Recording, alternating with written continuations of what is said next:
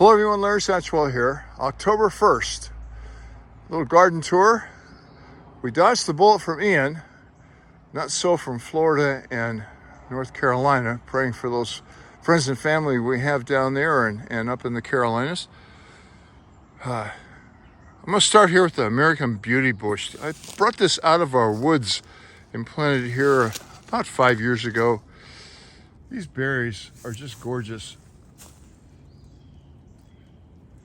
I cut it back last year and it's really helped it.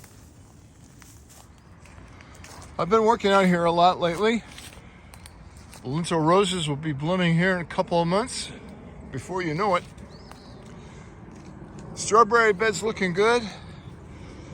Still been labeling and marking out the perennial garden.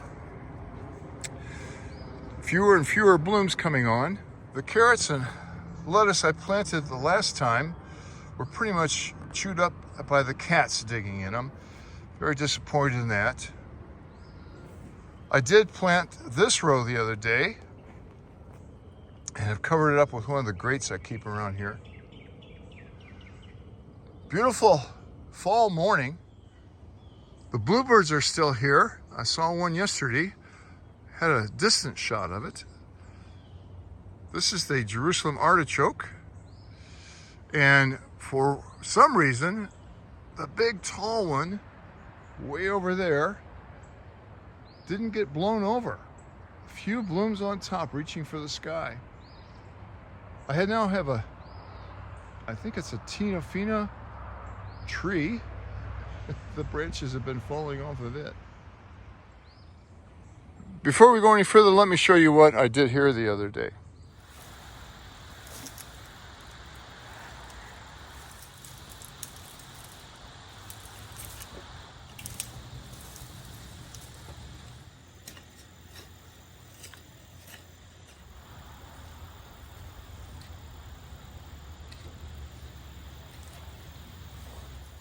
I'm hoping to change this bed out. So I'm gonna make some very short rows and I'm not gonna plant very much. It's been very dry here. We had a very wet August and hardly anything happening in September. I think we've only gotten 1 inch of rain the whole month.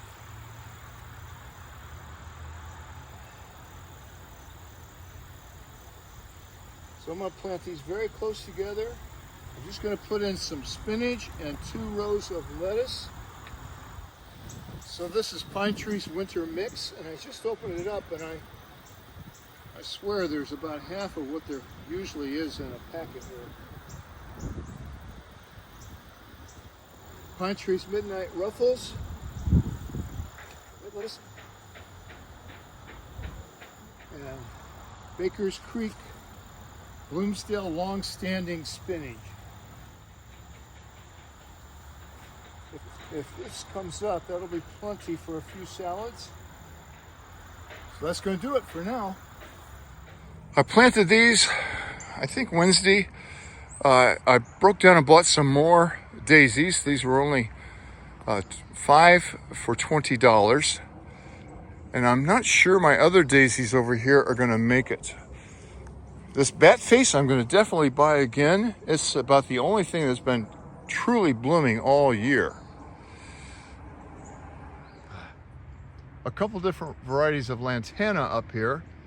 I think one is red. You know, I don't see red.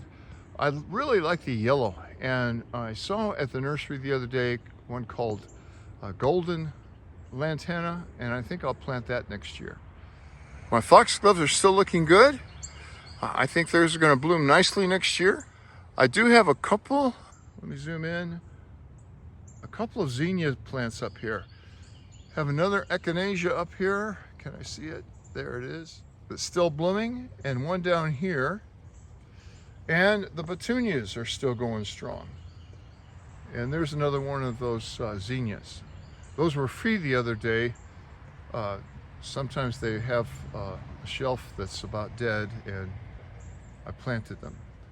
Here at the gazebo, the moonflowers, they really shine at night. They're literally shining. I've got a picture here of one I took the other night. We have not had rain for 3 weeks.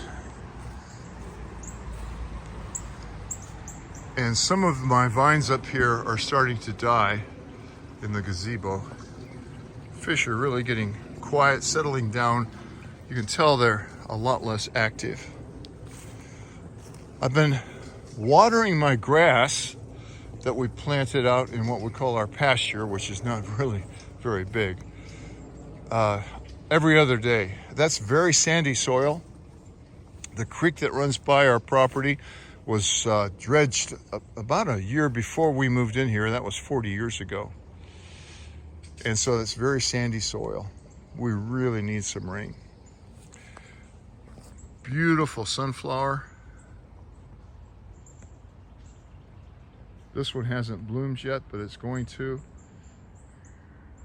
Got another one over here and a couple small ones. I saw this one the other day. I think that's a sunflower, and it looks like it's going to have a tiny bloom on it. It's only about 6 inches tall. Hard to get a perspective of it.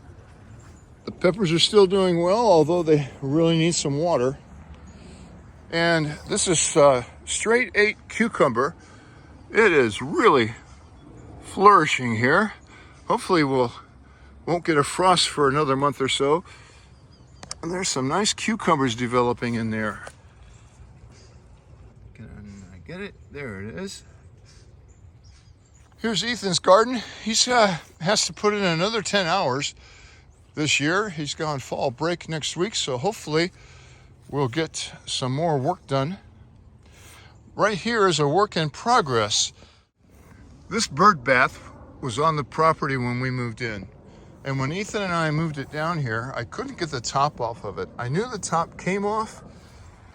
I'm gonna dig this out in the next few days and get this nut out of here, and then make another leaf bird bath, one that's deep enough for my solar fountain to work. Because we haven't had rain in 3 weeks, these bird baths are really, really busy. The birds are visiting them several times a day. And that's really important if you want to have birds around, to provide water for them.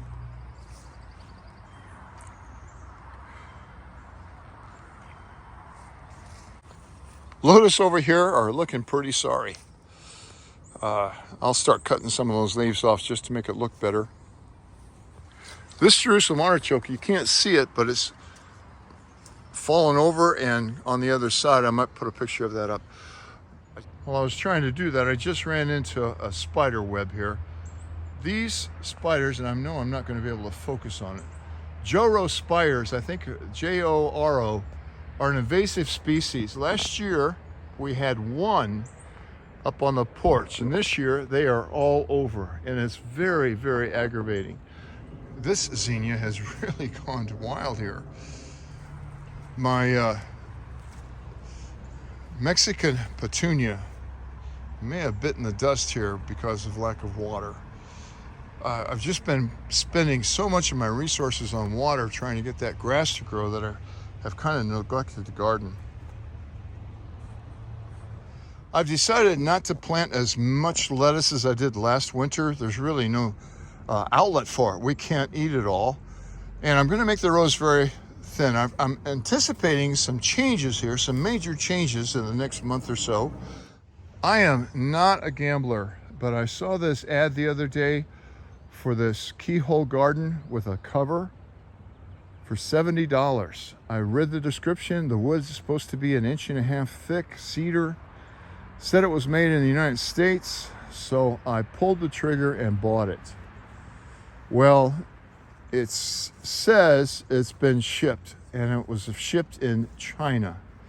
So I don't know why we're making stuff in the United States and then sending it over to China to get shipped. But anyway, $70 is worth the gamble. It's supposed to be on its way to the United States.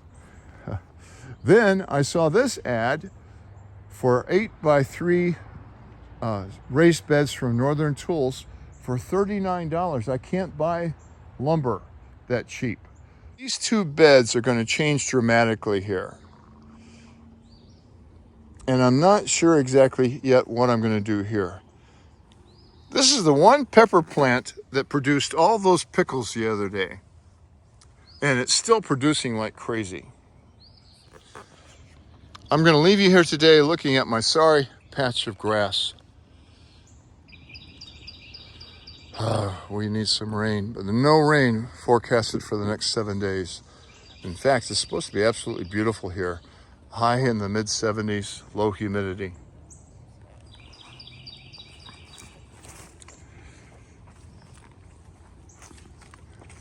And here's that wind-blown Jerusalem artichoke.